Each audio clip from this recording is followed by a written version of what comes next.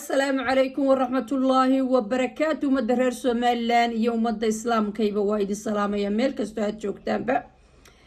waxaan doonaya mar labaad inaan ka hadlo arrintii maxaan ku idhaahdaayey Maxamed Abiib iyo magaalada Boorame.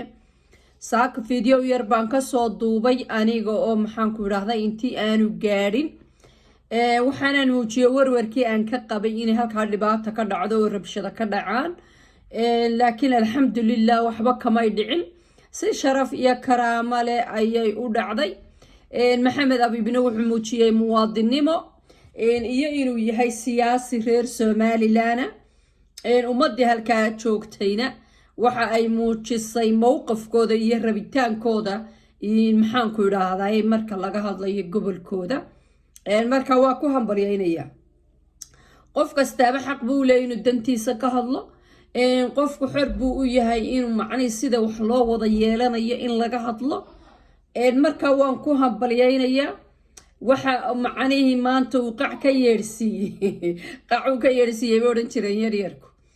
wuxuu qac ka yeersiiyay ummadba fara badan oo dhigtaagaysay oo doonaysay inay halkaa wax ka dhacaan waxba se kamay dhicin marka macnihi waxaan arkayay isla markiiba qolooyinkii oo maxaan ku idhaahday boobay mikrofoonadii oo maxaan ku idhaahday calankii lama sidin waa halkan macnihi maxaa calankii Somaliland meesha kama muuqan codkii Somaliland baa ka muuqday hadalkii reer Somaliland baa ka muuqday rabitaankii reer Somaliland baa ka muuqday gobolkii dadka gobolka ka soo jeeda iyo rabitaankoodii baa ka muuqday inay yihiin ummad reer Somaliland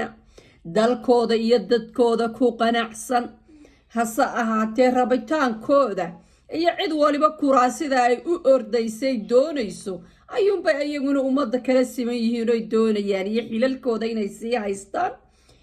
inaan kaara maxaan ku dhahay warkiisa waxaan dhageysanayay Faysal Cali Waraabe oo yiri yaan la isfaaqfaaqin waa runtii weeye macni in la isfaaqfaaqo wax dan oo ku jira ma jiraan dad badan ayaa soo baxay hadii la isfaaqfaaqo cilado badan dad badan oo imakaan malaha iyagu la leeyahay cilad male dadka qaar u arkaan inaan iyagu cilad lahayn ay cilada ku soo bixi doonaan marka waxaan leeyahay anigu reer Boorame waxay muujiyeen cudud waxay muujiyeen caqli waxay muujiyeen ilbaxnimo waxa mudantihiin ku dayasho waxaan ka warwar qabay sida dadka Afrikaanka yeelaan ina dhagaxa gurataan oo dabeedna dukaamadiina iyo xaafadihiina burburisaan laakiin waxa muujiseen caqli waxa muujiseen ilbaxnimo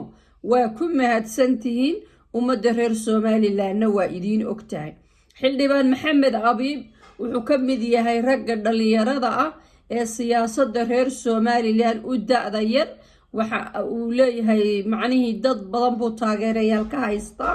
marka waxa uu maantana muujiyay waxaan aaminsanay inuu taageerayaal kale oo badan qalbiyadooda soo jiitay oo uu sida uu u rabo wada jirka ummadiisa sida aanu u rabin dheeliga qarankiisa ayuu muujiyay guul iyo gobonimo ayaan leeyahay waad mahadsan tahay waana u hambalyeynaya reer Boorame waa u hambalyeynaya reer Somaliland oo dhan baan u hambalyeynaya caadawgana waxaan leeyahay maxaa la yiraahday ciididiinu caloolaha ku jabto waxa doonaysaan may dhicin sida rabteen waxba umay dhicin ha idinku taagnaato. Assalaamu calaykum wa rahmatullahi wa barakaatuh.